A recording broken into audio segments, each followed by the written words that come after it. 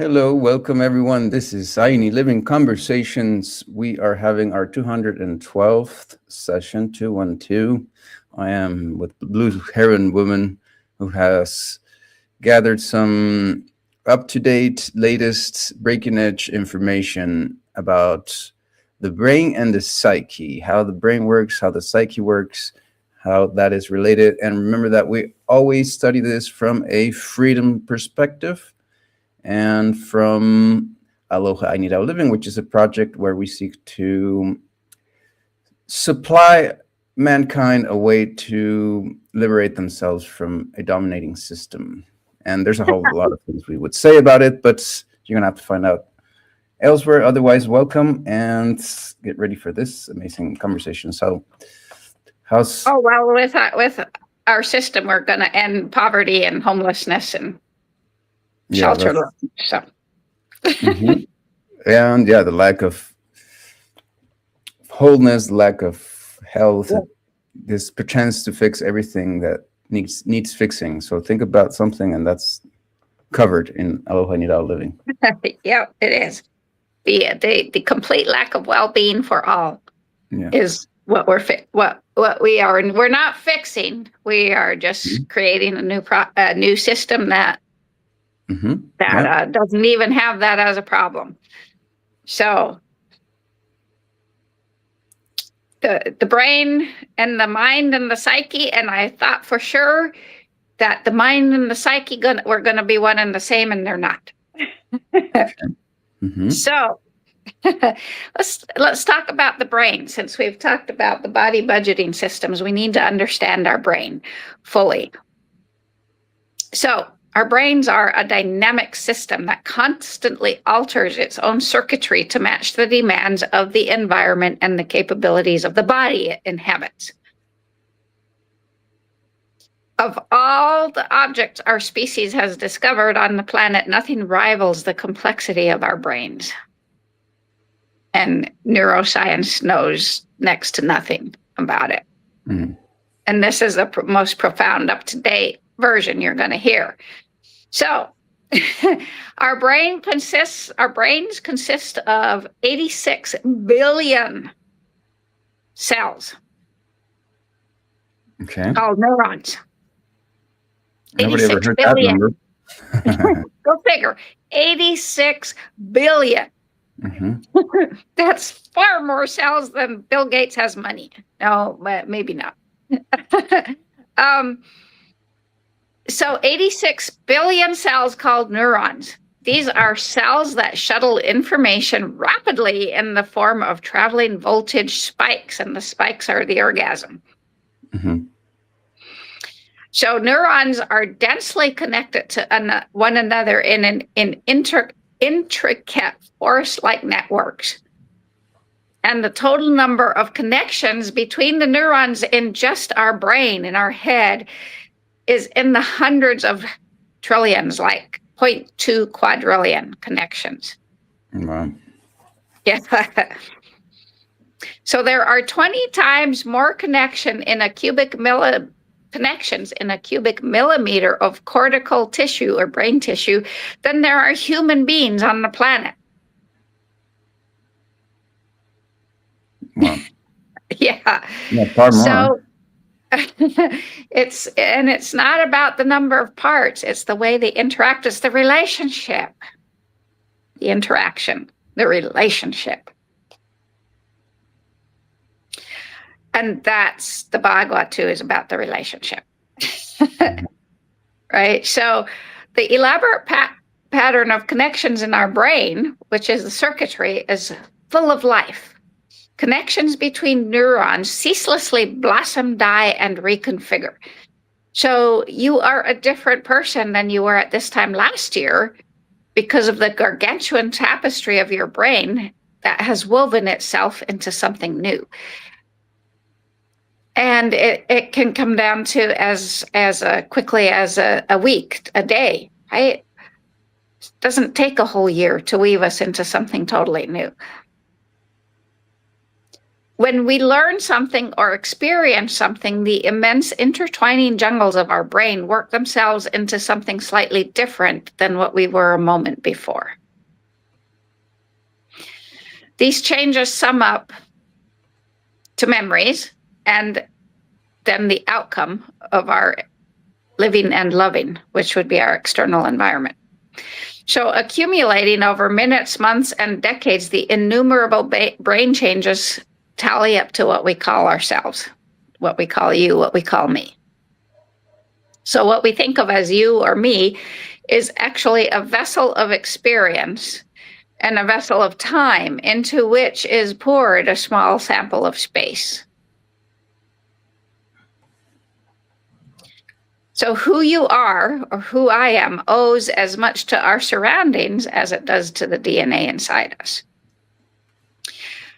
So contrast this with a Komodo dragon born today and the Komodo dragon born 30,000 years ago. Presumably, it would be more difficult to tell them apart by any measure of their behavior than it would be to tell us apart from last year to this year. What's the difference? Well, Komodo dragons come to the table with a brain that unpacks to approximately the same outcome each time.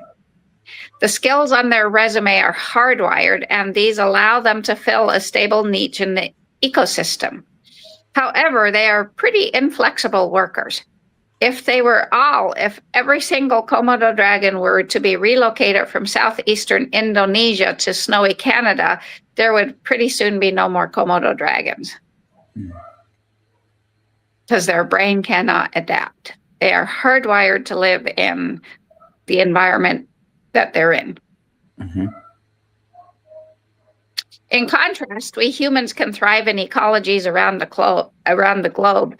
It's not that we are more together and more robust than other creatures. It's that we drop into the world with a brain that is pretty much incomplete. So as a result, we have a uniquely long period of helplessness in our infancy.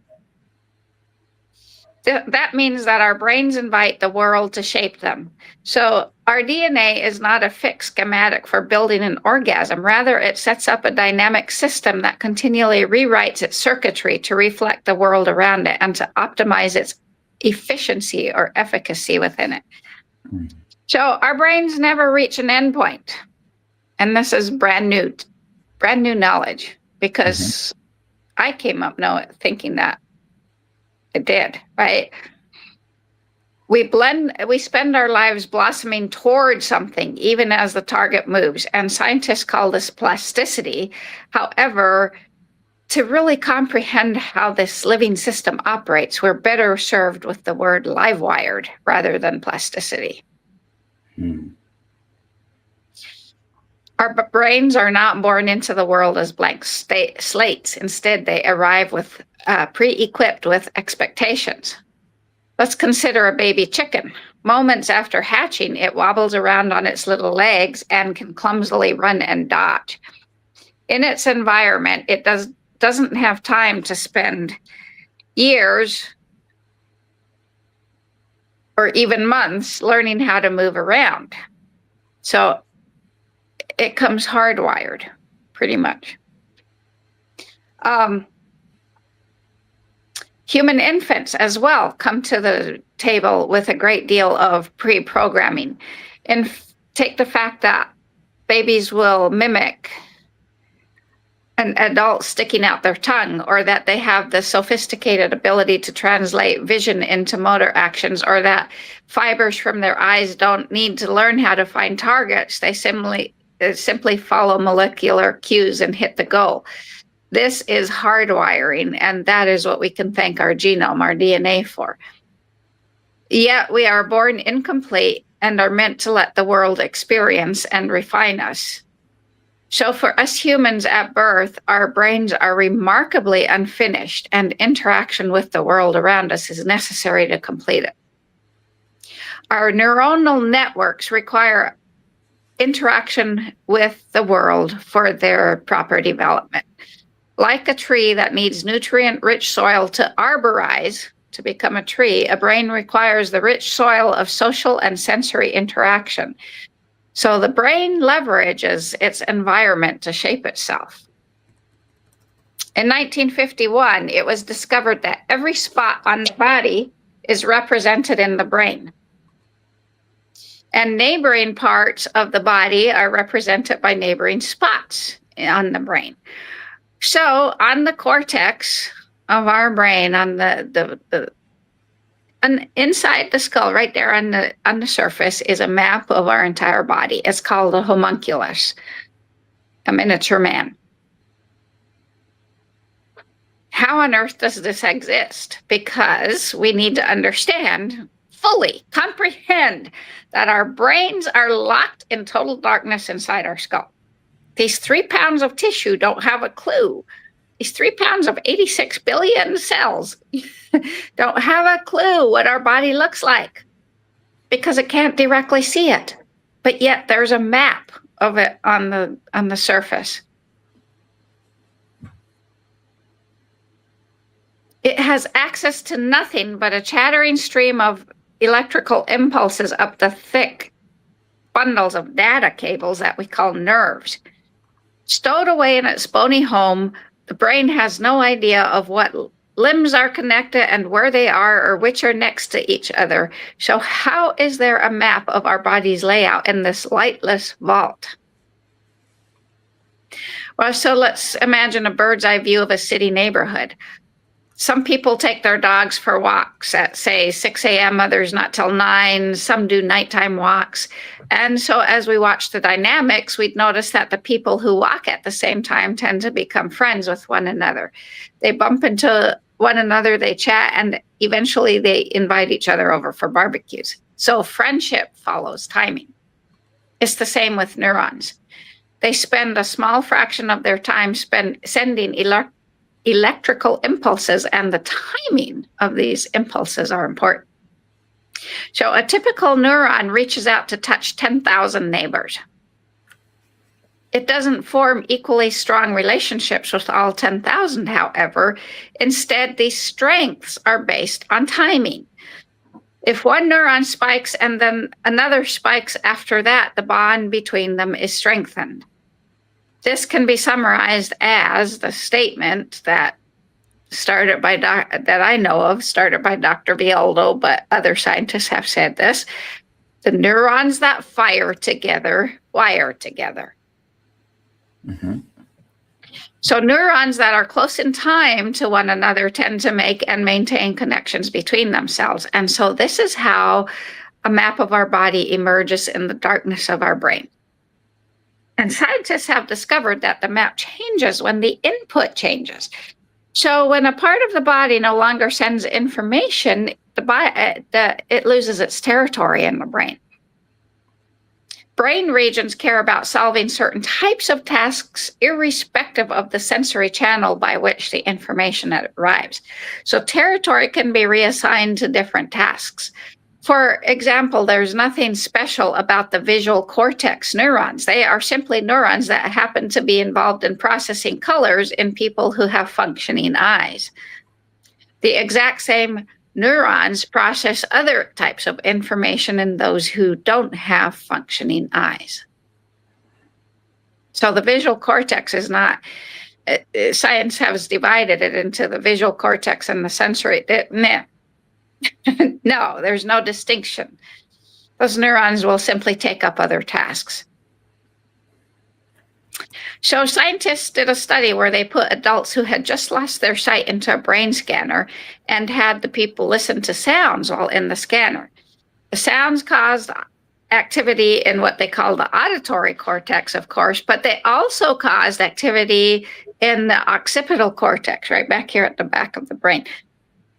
Activity that wasn't there a few weeks before when the participants had sight. So this demonstrated that the brain can implement changes rapidly when sight disappears. A researcher noted that aspiring instructors for School for the Blind were required to blindfold themselves for 7 days to gain firsthand understanding of their students' life experiences. And most of them reported enhanced skills with sounds. So the project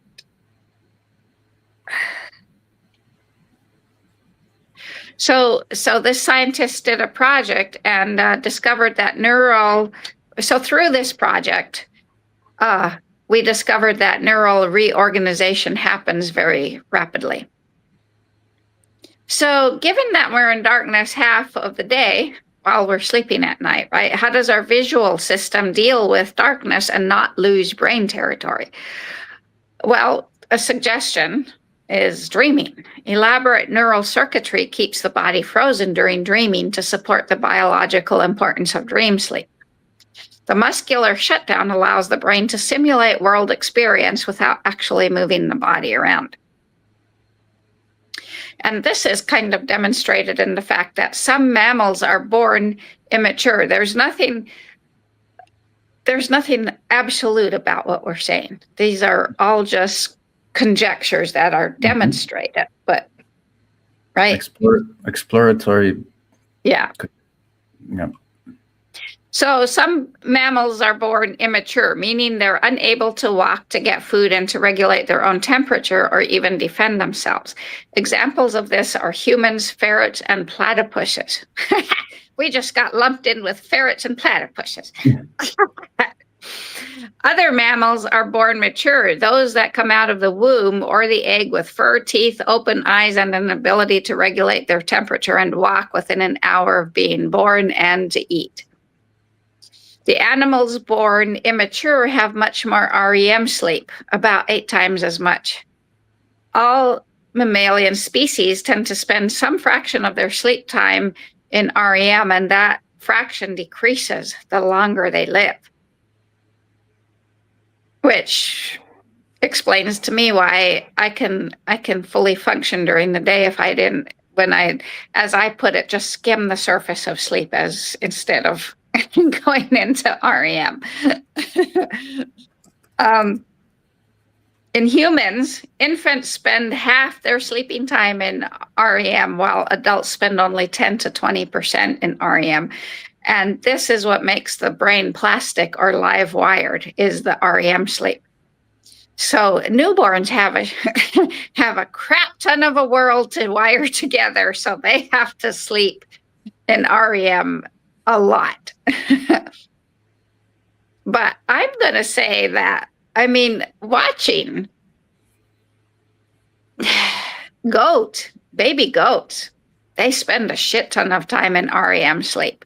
When they go to REM sleep, they are immobilized. They do not freaking move for hours. So while they are mature, so that's very interesting. Yeah. So this means the brain's maps are not genetically pre-scripted. They're molded by input. They are experience dependent, and no matter what the shape of the body, it will be mapped on the brain surface. So let's talk about the inputs. Again, our 3 pounds of brain tissue are not directly hearing or seeing any of the world around us. Instead, it's locked in a crypt of silence and darkness, with the crypt, of course, being our skull. All it ever sees are electrochemical signals that stream in along different data cables, which are nerves. So scientists are still working to understand fully the fact that our brain is stunningly gifted at taking these signals and extracting patterns or algorithms. And to these patterns, it assigns experiential meaning. And then you enjoy subjective experience, from which your mind creates meaning more than experience. So our brain is an organ that converts sparks or orgasms in the dark into a euphonious picture show of our world. The simple truth is that eyes, fingers, toes, eyes, ears, nose, tongue, and skin are all peripheral devices that convert information from the outside world into spikes or orgasms in the brain. And our brain doesn't care where this data or information comes from. It just works out how to leverage it. So our torsos could kind of be like Mr. Potato Head.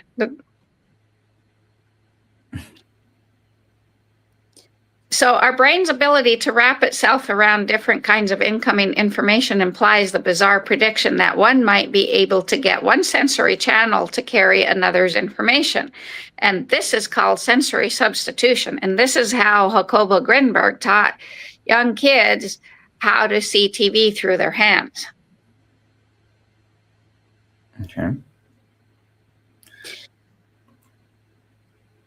Which that got, there's a lot of people that teach that now.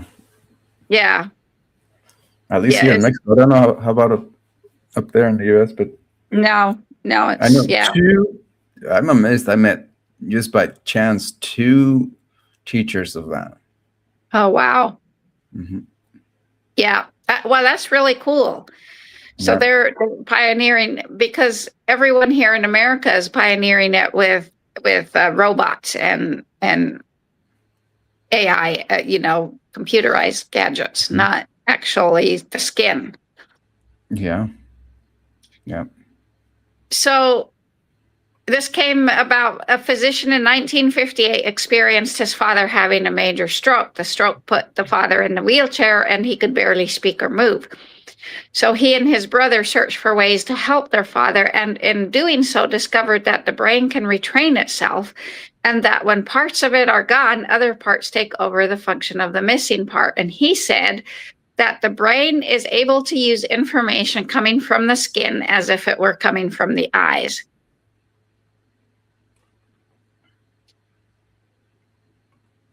The skin is the largest sensory organ ever, right? That makes sense. So perception then is not passive. It's a way to actively explore the environment and match a particular action to a specific change in what returns to the brain. So inputs to the brain, which would be photons at the eyes or air compression at the ears, pressure on the skin, temperature, all kinds of things on the skin, right, are all converted to the common currency of electrical signals. And as long as the incoming spikes carry information that represents something important about the outside world, the brain will learn how to interpret it. And the vast neural forests of the brain don't care about the route by which the spikes entered. We got to keep saying that. They don't care about our route. So that's why you can still function if you lose an arm or if you lose a leg. And we're so attached to arms and legs. I think we're less of a person if we lose one. Right? Mm-hmm. So the skin can be a path to feeding information into a brain that no longer possesses functioning eyes. And they've done work. I didn't want to go into all the experiments that they've done. The tongue is also another one. The tongue has huge touch sensation receptors on it, and we're going to talk about that. So when we look at the cortex of a brain, it looks approximately the same everywhere, but when you put electrodes onto its jelly mass, you will find information lurking in different regions. So scientists have named these areas, but what if these areas are what they are only because of the input? That's what they're finding out. There's nothing hard and fast about the brain, so to speak, right? Mm-hmm. So what if the visual cortex is visual only because of the information it receives through the eyes? What if specialization develops from the details of the incoming information rather than genetic predisposition of the modules? And that's what it is. That's what they're discovering, because the cortex is really an all-purpose information processing jelly. And that's what 86 billion cells is, just freaking jelly. And it's willing to accept whatever input is plugged into it and performs the same basic algorithms on the information. So our 6-layered cortex then will run with very general algorithms to extract the right kind of information. This is where I discovered that the I Ching, the oracle, ancient oracle of the I Ching, actually runs our lives, because 6 hexagrams or six lined hexagrams, 6 layers of the cortex of our brain. Mm-hmm.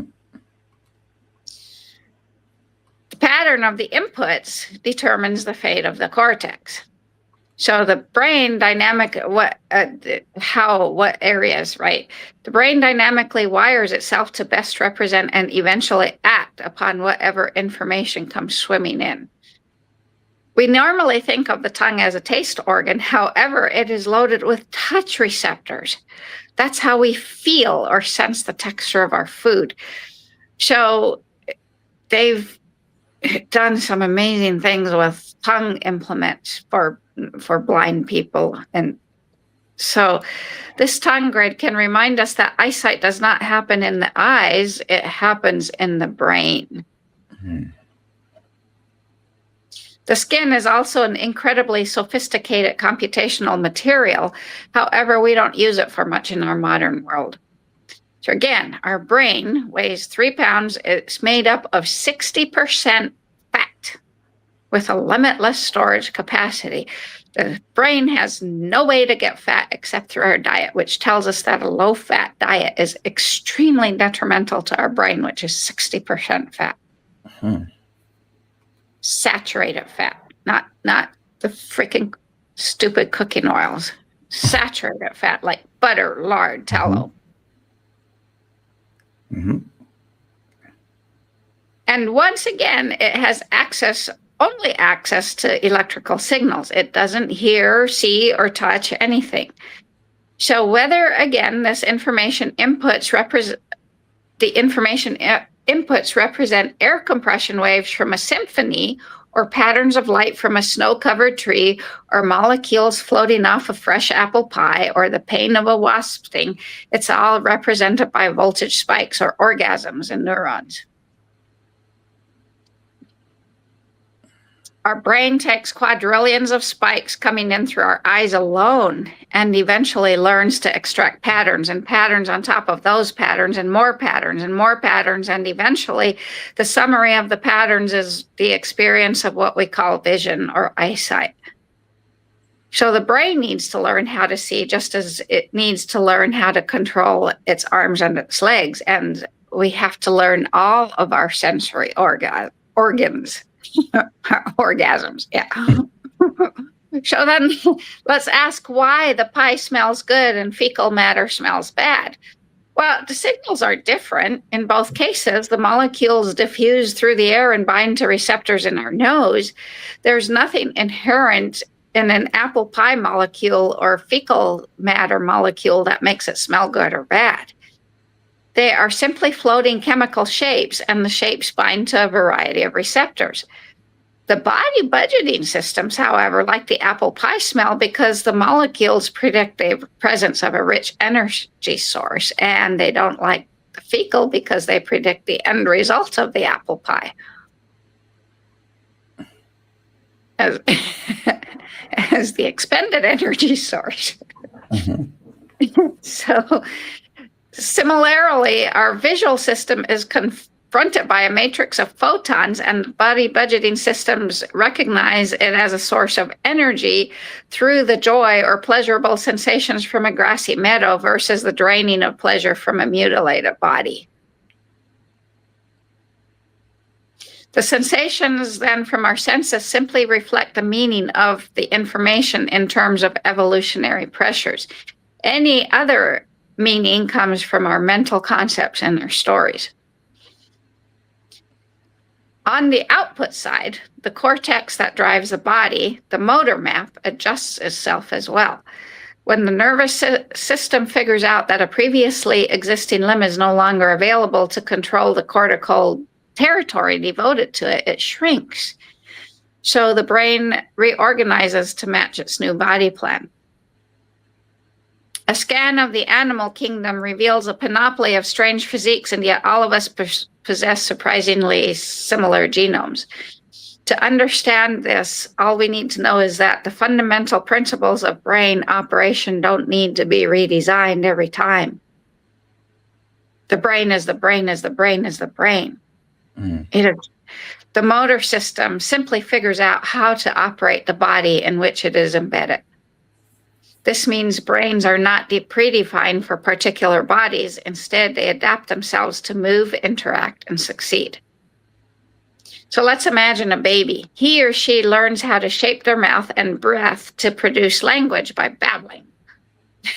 Remember, I told you we were going to talk about babbling. Mhm. Sounds come out of the mouth and the ears pick up the sounds. The brain then compares how close the sound is with what she or he is hearing from mom and dad and other people. And she or he might receive positive reactions from some utterances and not from others. So this feedback allows her to refine her speech or his speech.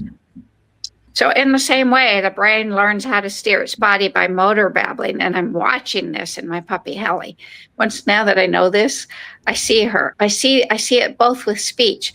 Like she just can't, she's finally starting to get the word come, but she looks at me. She used to look at me and tilt her head when I was like, Helly, come. So I was like, she's not understanding it. She's not making sense of it yet. So I just say, Helly, and she comes, and I'm like, now she's starting to, with the babble of the language, she's starting to get come.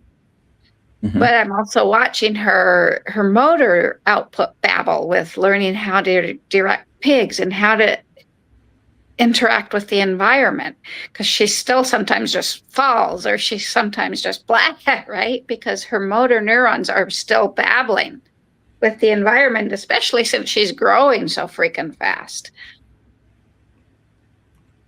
So let's observe the baby again. He or she bites toes, slaps forehead, tugs hair, bends fingers, and so on, learning how the motor output corresponds to the sensory feedback he or she is receiving.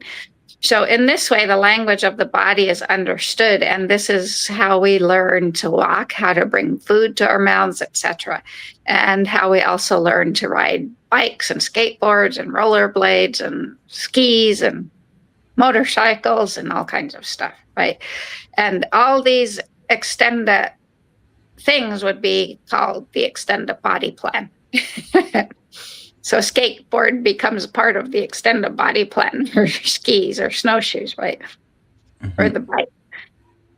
So the loop of putting out actions and evaluating the feedback is the key to understanding not just motor babbling, but social babbling. And this constant testing of the world may also be how we learn to think, because thinking moves concepts around in thought space. Just like movements in speech, thoughts have to learn how to best operate in the world, which is mind.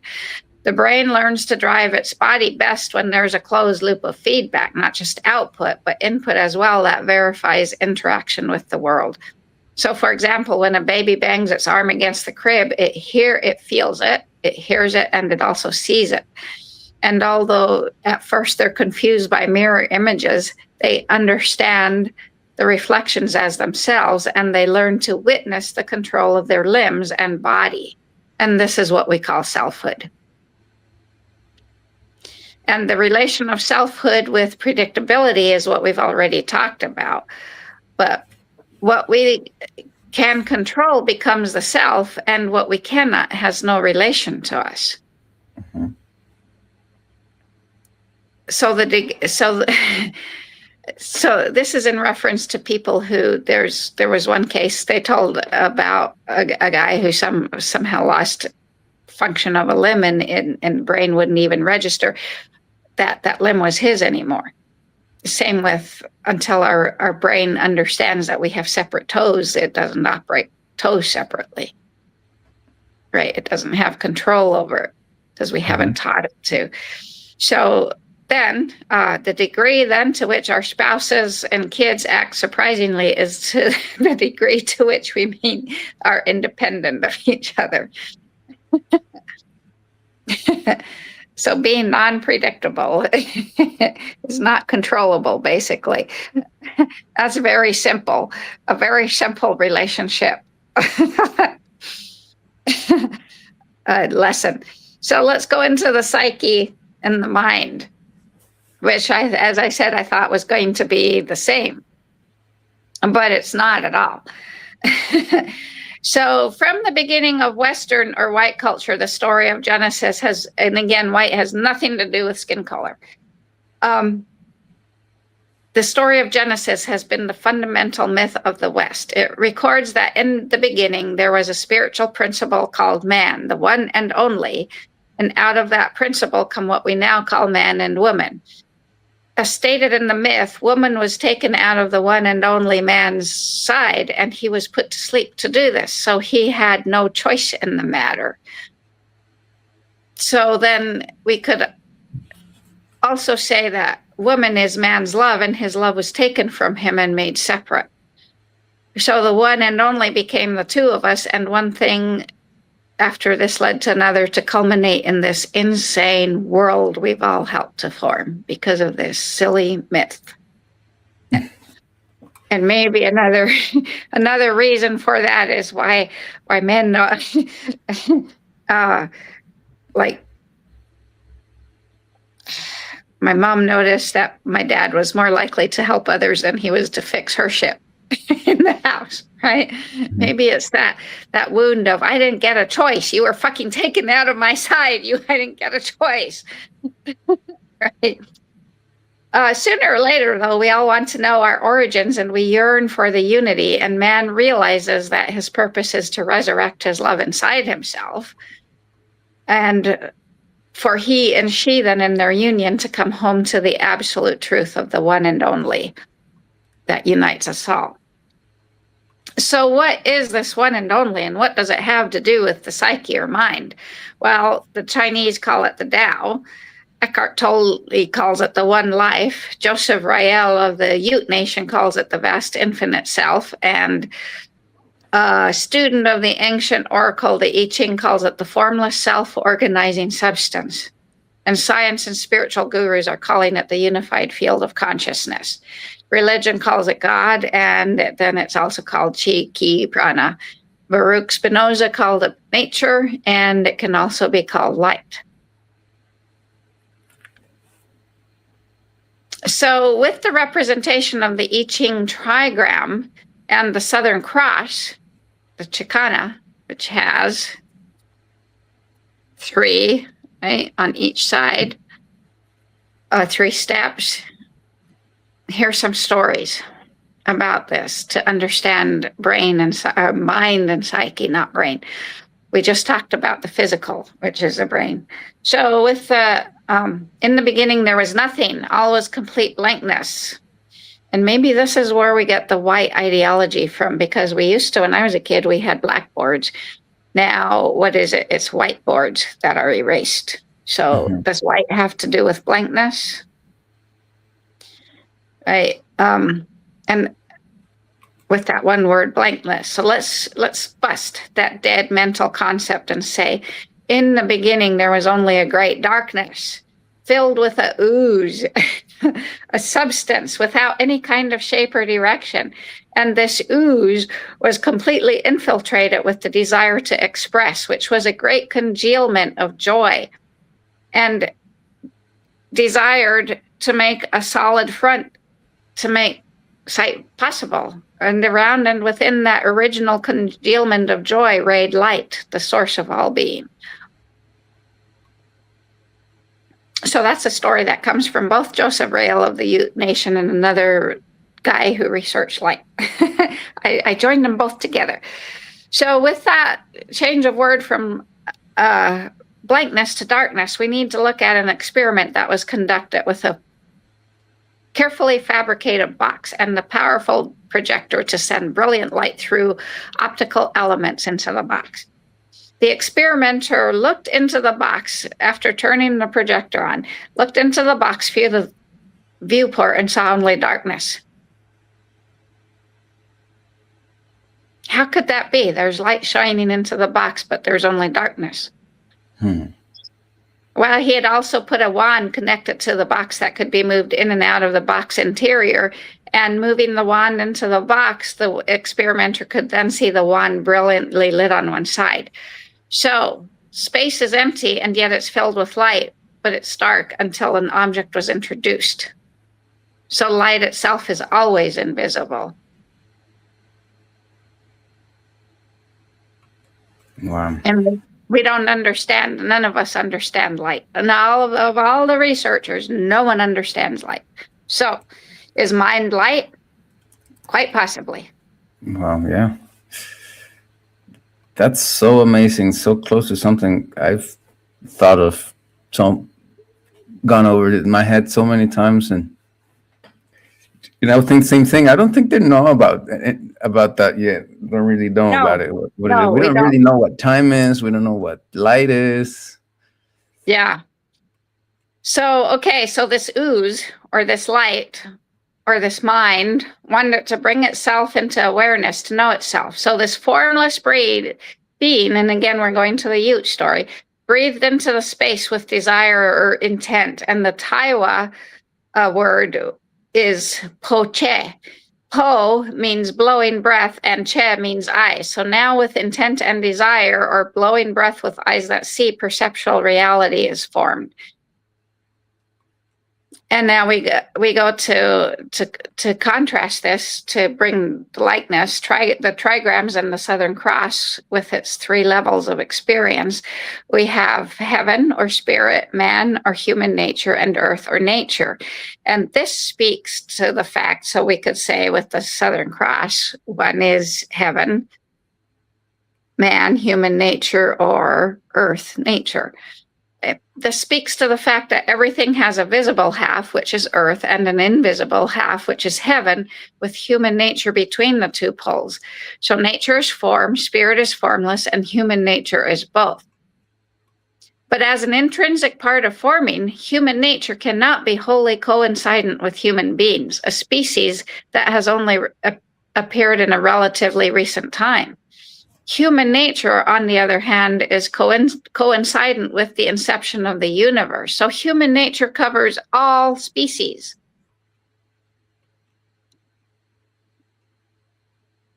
It's immaterial awareness, or mind, which is responsible for producing imaginal forms. So in this regard, human nature then is coincident with psyche in the Neoplatonic schema of cosmological emanation. And human nature then pervades the universe throughout the cycle of formation to completion. So in the Neoplatonic schema, we have, as the 3 levels, we have nous, N-O-U-S, which is one mind, or the infinite mind. We have psyche, which is the soul. That is now the great duality, or we could also say infinite will. And then we have materia, the one body, or also the infinite being. So this formless, self-organizing ooze, or light, I like that word, ooze. It kind of gives you that, like it's just, right? Mm-hmm. Guides each thing, each form, each being from within. And its generative energy translate the formless desire or intent into archetypal images of this formative substance. One of the archetypal images that human nature has produced and brought to being, to perceivable reality, is that of physical human beings. So at this point, then, we're going to say that the terms psyche, soul, and human nature are interchangeable. So then we have another trigram here that is spiritual desire or intent, generative energy or will, which animates substance or forms beings. So because human nature, soul, and psyche are an intrinsic part of forming or creation, one that serves the specific purpose of imaging forms of substance and the relationships that further the progressive development of the universe into its completed and perfected form of life, equality, unity, and abundant for all for eternity.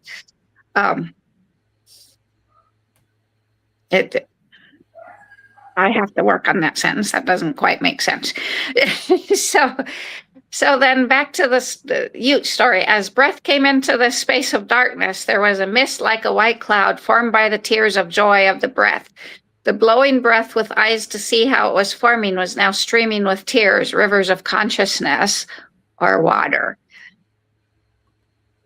The vast oneness then has to split into self and spirit, or the great duality, the yin and yang, the Shiva and the Shakti, before anything can happen, just like our cells separate to make more cells.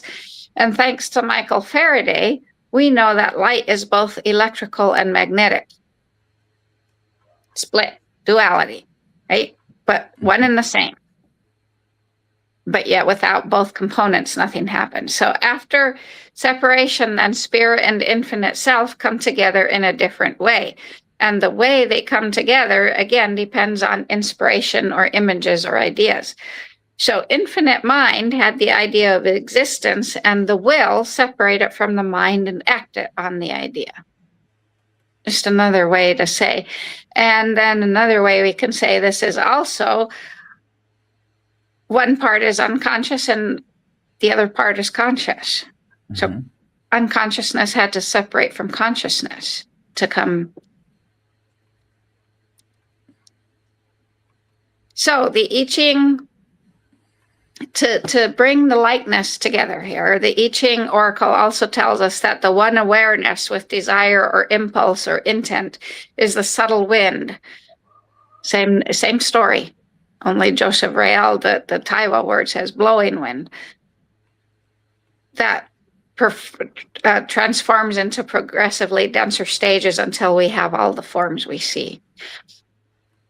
So what I'm doing my best to do here is all the stories coming through different human beings have the same vein. Right? Mm-hmm. Same thread.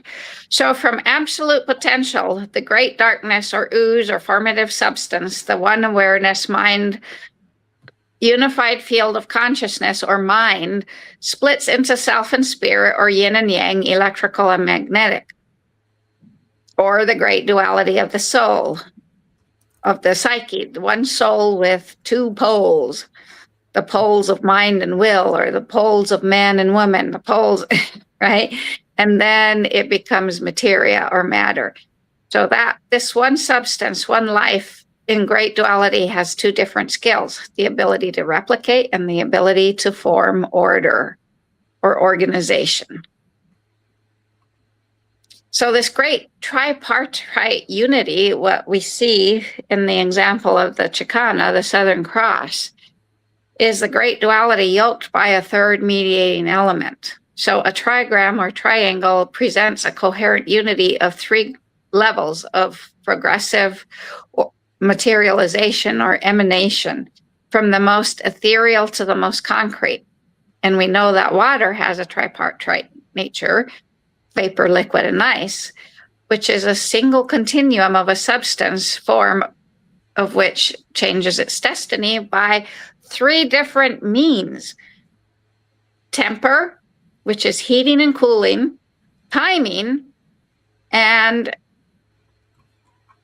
temperament, which is a combining of the elements. Mm-hmm. And I just learned this from a chocolatier, and that's absolutely what forms us. Temper, heating and cooling with the timing, proper timing, and temperament, which is a combining of all. Wow. Yeah. So all things can be classified then, which is what the mind does according to the density of their form. So this comes then from now we're going wandering into the realm of this Japanese man named Michio Kushi, who is silenced. I don't know if he was disappeared by, like Jacobo Grinberg was, but he was absolutely silenced by the CIA and the government for this, because it's true.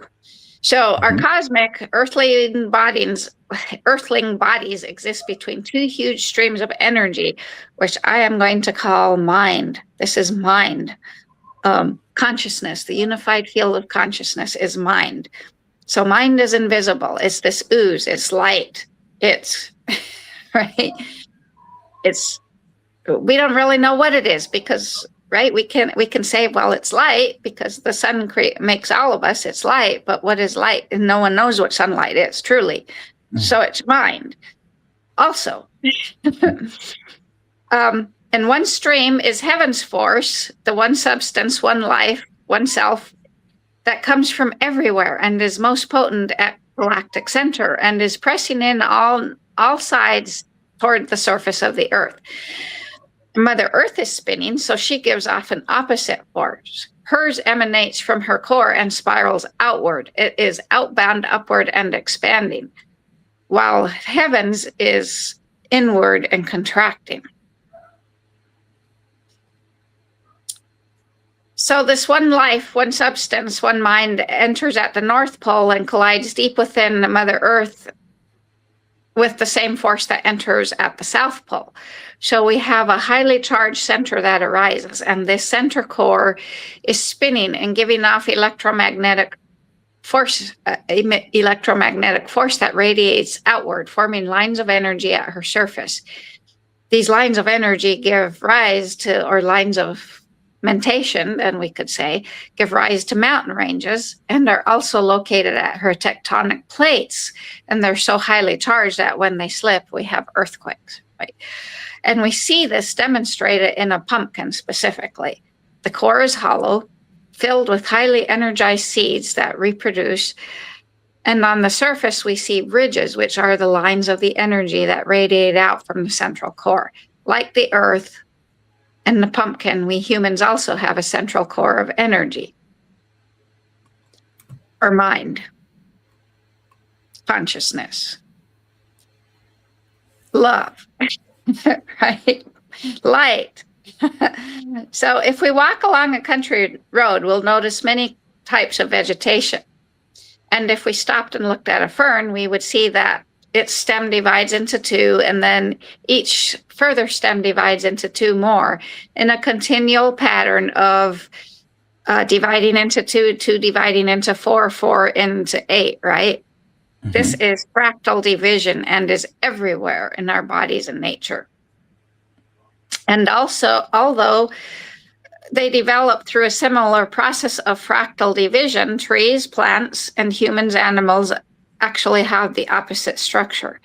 The roots of trees and plants are in the earth, and energy and nutrients stream upward and out. The tree's reproductive function, the plant's reproductive function, are carried out in the uppermost peripheral regions. But the roots of the human animal body are in the head, in the brain. It's the nervous system. Unlike leaves that develop externally, cells appear deep inside the body. Our reproductive functions, which are similar to the fruit, flowers, and seeds of the tree, are located in and down rather than up and out. The human ovum is not fertilized externally as seeds are, but internally. So in the human and animal, the uppermost energy centers or mind centers, so this is what chakras are, they're mind centers, are the first to receive the incoming flow of celestial mind or force or energy. Thoughts and images then produced here generate energy waves that travel down the body and out. And these waves of consciousness disperse throughout to arrive at the cells in a process that is similar to the transmission of nerve impulses from the brain through the network of nerves. The nature of these consciousness waves has a direct influence on the functioning of the cell. So we have each cell is influenced by the thoughts, images, and vibrations produced in the brain, the chakras, or the mind. So we have consciousness waves, we have electrical waves, or waves of mind, right? And the speed at which consciousness moves through the system is more rapid than the speed at which impulses travel through the nervous system. This is why the body budgeting systems don't catch up as fast. So thoughts, images, and vibrations arising in the brain or mind influence the cells through the invisible energy network or the invisible mental network before they activate the biochemical pathways. And this invisible energy or mind system grows downward rather than upward. So the uppermost chakras become active early in life. This is the development of our mechanical and sensory activities. The throat chakra becomes active soon afterward, stimulating the ability of speech and self-expression. And then the heart with feelings of love and tenderness. Intellectual ability develops next and is at the solar plexus. The Hara chakra is social awareness. And the last is the sexual chakra. And note how we don't achieve sexual maturity till we're in our teens. Right? Whereas a plant who's up and out achieves sexual maturity very early, within the first year of life. Goats die, right? 6 months, they're ready. They're sexually mature. So sexuality represents the condensed essence of all social relationships. So the direction the chakras develop downward from heaven to earth is the opposite direction in which consciousness, awareness, then develops. It expands upward and outward, beginning with mechanical responses to the environment from the Hara chakra, from the lower chakras. This is why the Chinese call the lower dantian the mind of awareness, consciousness. Followed by then sensory awareness, intellectual, social, and philosophical concerns, and ultimately then with the all-embracing universal infinite mind consciousness. And this process occurs in the form of an expanding spiral that counterbalances the contracting spiral through which forms appear. And as this is why consciousness or mind gives us these what I consistently refer to as Russian nesting dolls, because we can embrace larger and larger dimensions of time and space with more and more detail and more beauty. So mind, that's kind of ambiguous. I believe the mind is an invisible thing. It's non-locatable. It's the unified field. It's the ooze. It's light. That's what mind is. It's located in the brain. It's also located throughout the body. It's located in and around us always. And so the psyche is the soul. And so next week we're going to talk about that. We're going to explore the psyche and its 8 senses, the soul and its 8 senses. So today we only kind of did the brain only? We did the brain, and we talked about mind, which is the invisible ooze, the one substance, the one life. Right? Yeah, and the mind we've talked about at other sessions, and yes, it's a very present everywhere. It's not in the brain. That's what I like to think, or I like to say. It's in the brain, and it's not. It's not isolated to the brain. And kind of to describe the main difference between what the mainstream is not even science anymore. It's a pseudoscience, wants to make us think everybody's indoctrinated to it. The idea that the brain is the source and the depository of the mind, where you just took us through the journey of discovering how mind is everywhere. It's all around us. Yeah. And it's connected to light, and we don't know exactly how. And there's so many. Is mind and light one and the same? Probably. But, nobody understands light. Nobody fully understands mind. Nobody fully understands the infinite consciousness, the unified field, the one ooze, the one life, the Tao, which is the formative substance of all that gives these archetypal forms for us to help understand it through.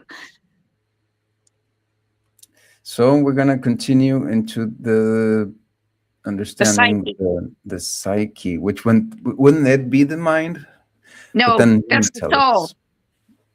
Psyche is the soul with 2 polarities. Wow. Well, it's going to be really, really fun and interesting. So, yeah. Next week, though, let me check, because I think next week is Christmas. Yeah, Wednesday. It is. So, do you want to skip this one and And for then the next one yeah. would be New Year's. Well, then we'll skip 2 weeks. You want to skip 2 weeks?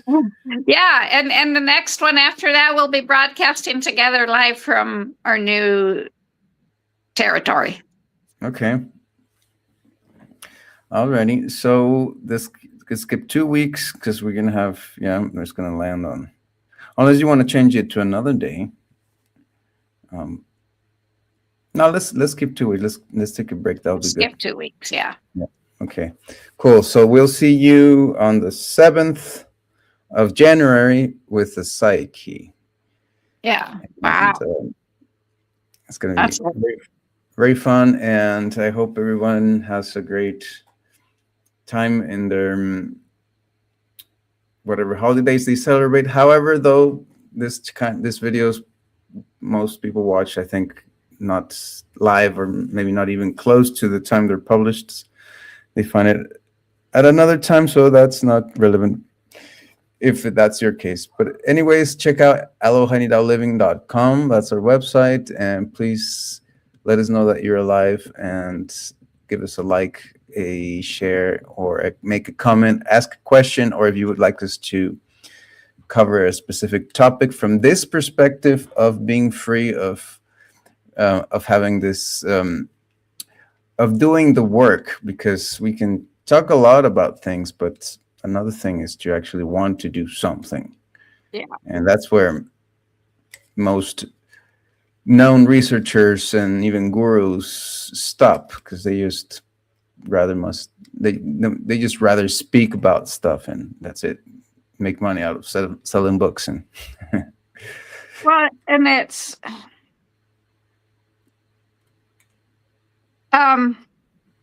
they're all very abstract. Right. They don't bring it into body at all. Hardly any of them do. And they all follow only one lineage. This is why I gave us 2 to 3 stories to show that there's a common thread that we have to expand. We have to go beyond. The lineage. The lineage is a very false self, insane. I'm not going to say evil. I go with Eckhart Tolle on not calling things evil, just calling it insane. Sounds worse. Well, it is. Think about our world. And no, I'm not calling Dr. Violdo and Don Oscar Miro Quesada insane, but they're bordering on that, because they're not expanding beyond it, right? Yeah. That's it. So I hope that you people, anyone watching this is somebody that is daring to step and do something. Hey, the way I put it, you know what it is it's, you know how I see it? It's boring. The only way to have fun with this is to get involved. Yeah, and even follow, I've been following Dr. Violdo for years, and I no longer sign up for any of his free stuff, because it's all the same. It's the same, it's the same, it's the same, it's the same, it's the same. And it's boring, right? Yeah, it's gotten very boring because it's same and it's shallow. He hasn't expanded. He still teaches that the neocortex is specific to humans only, and it's not. And I'm not making myself better, right? I've just expanded my right, as my level of consciousness has expanded far beyond. Yeah. My Russian next level of Russian nesting doll is huge. And I'm filling in the blanks, pixelating it. So, and that's to bring this all together into one space is nobody. And again, I'm not making myself better than anybody else, but nobody has done this. Everyone has their little niches, and they so to take in point what I told you the other day. I listened to a lady talking about fascia, and her presentation, her podcast was very good. I mean, her voice, everything was just like weaving me into this cocoon of comfort.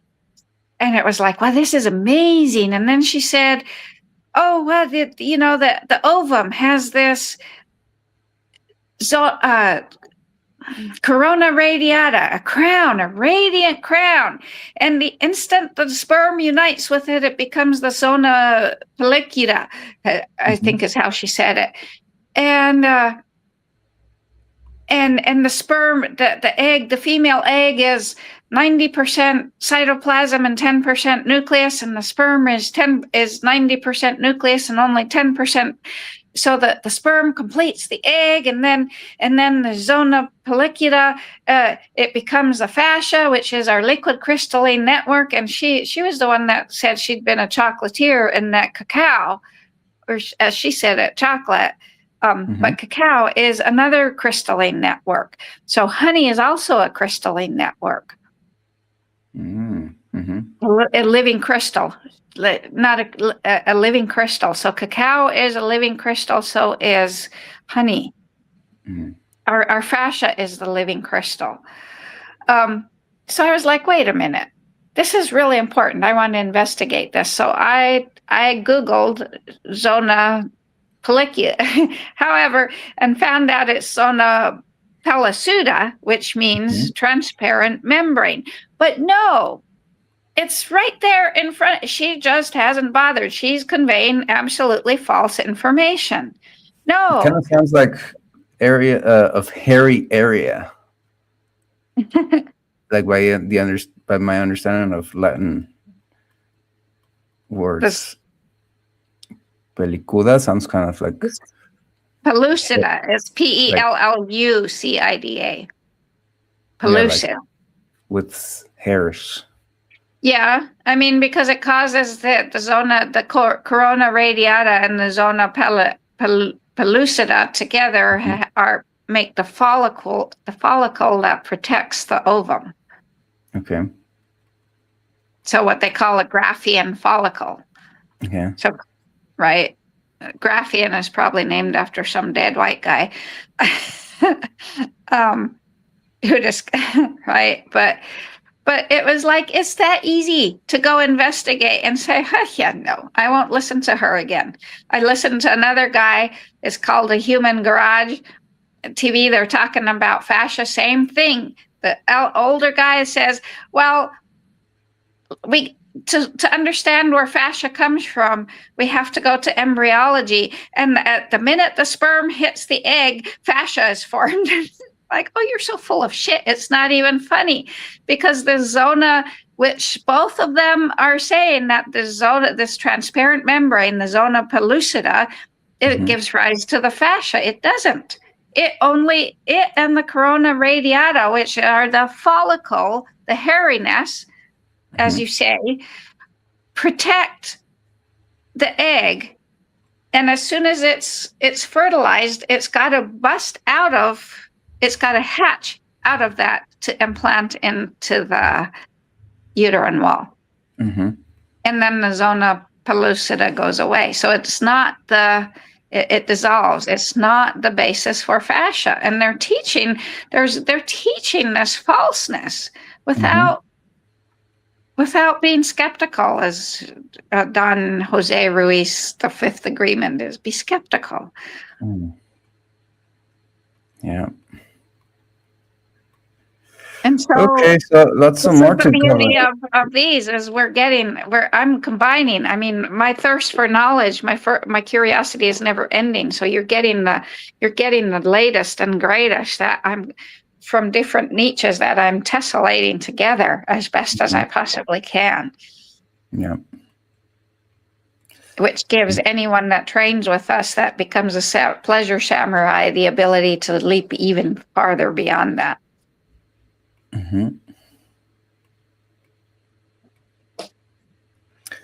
Yeah, wow. Okay, so we're going to continue. This is never ends. It's a never-ending research, and so we invite everybody to join us next week, and let's say goodbye, because it's going to be very long now. Yeah. See you next week, everyone.